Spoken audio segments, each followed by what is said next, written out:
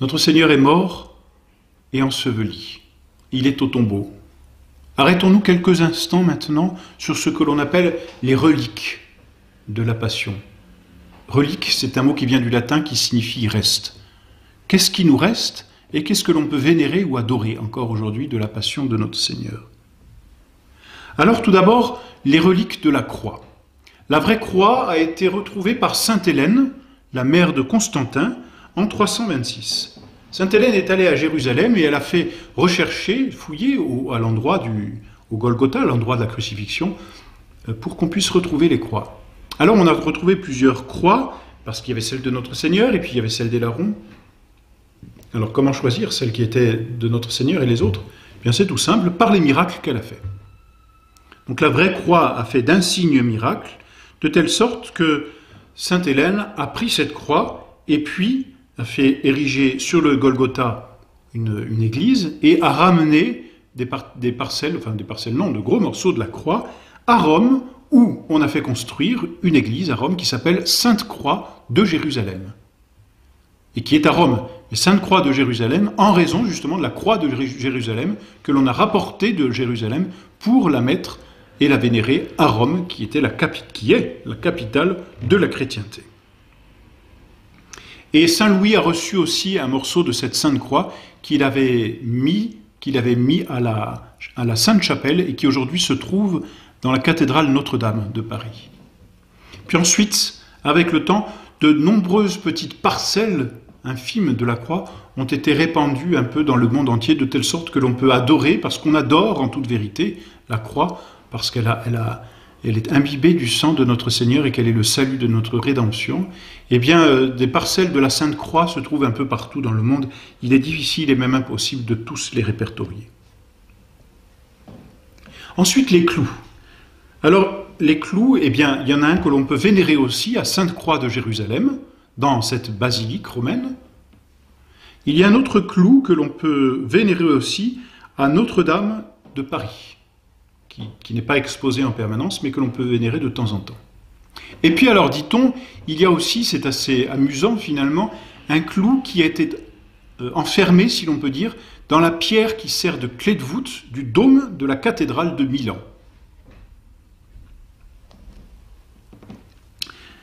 Après ces clous, il y a ensuite l'inscription, ce qu'on appelle le titulum, c'est-à-dire ce morceau ce titre sur lequel était écrit Jésus de Nazareth, roi des Juifs. Alors qu'est devenu ce titulum? Eh bien là encore, on peut le vénérer à Sainte-Croix de Jérusalem, dans la basilique romaine. Voilà, de notre Seigneur, on a encore aussi la couronne d'épines. Alors on ne l'a plus entièrement, on a des parcelles d'épines ou de couronnes d'épines un peu partout, mais le principal morceau a été donné par l'empereur de Constantinople à Saint Louis en 1239, et c'est pour ce morceau de la Sainte Couronne que Saint Louis a fait édifier à Paris cette église qu'on appelle la Sainte Chapelle, pour y recueillir la couronne de notre Seigneur. Alors aujourd'hui, cette couronne ne se trouve plus à la Sainte Chapelle, elle se trouve aussi dans le trésor de la cathédrale de Notre-Dame de Paris. Bon, il y a aussi des parcelles d'éponges que l'on peut vénérer de ci, de là, notamment à Rome, au Latran et à Sainte-Marie Majeure. Bon. La lance qui a percé le côté de notre Seigneur et atteint son cœur, cette lance peut se vénérer dans le trésor de la basilique Saint-Pierre de Rome, de même que le voile de Sainte Véronique aussi peut se vénérer à Saint-Pierre de Rome, dans la basilique romaine justement. La tunique de notre Seigneur est conservée à Trèves et à Argenteuil, et puis le Saint-Suaire, que l'on connaît bien, que l'on a l'habitude de vénérer, se trouve à Turin, exposé régulièrement à la vénération des fidèles. Le Saint-Suaire qui fait l'objet justement d'études scientifiques et qui devrait pousser le monde scientifique, puisqu'aujourd'hui on vit dans un monde scientifique, à vénérer et à adorer notre Seigneur, à reconnaître que finalement la résurrection dépasse ce que la science peut expliquer. Alors ce Saint-Suaire peut être vénéré donc à Turin. Il est aujourd'hui, on peut bien dire, un argument apologétique extraordinaire pour notre temps, c'est certain.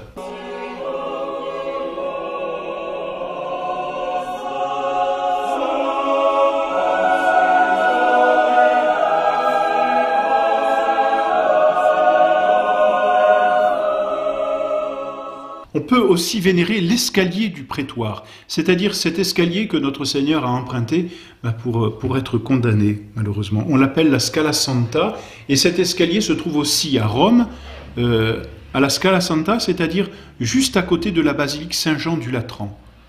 Alors on ne peut plus le gravir directement, il est recouvert d'un autre escalier, mais en gravissant cet autre escalier au-dessus de l'escalier du prétoire, et c'est une pieuse coutume que de le gravir à genoux, eh bien il y a des endroits transparents où l'on peut vénérer cet escalier que notre Seigneur a emprunté. Et puis enfin, il y a aussi la colonne de la flagellation à laquelle notre Seigneur a été attaché pour être flagellé. Eh bien cette colonne, on peut la vénérer aussi à Rome, dans l'église Sainte-Praxède de Rome. On vénère un bon morceau de cette colonne. Voilà donc pour les quelques reliques de notre Seigneur.